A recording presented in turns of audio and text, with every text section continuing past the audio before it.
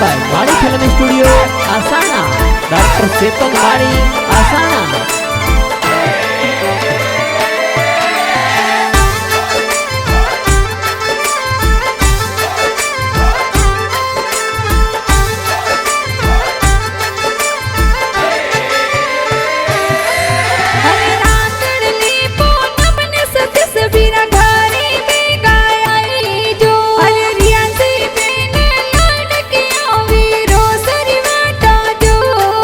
हरे सती सवीरा लाडकिया तोरे बेनो वाटा जोवे हरे रियांची बेनो ए तो वीरो सारे रखड़ी मोदे हरे यूतम जी पापा जी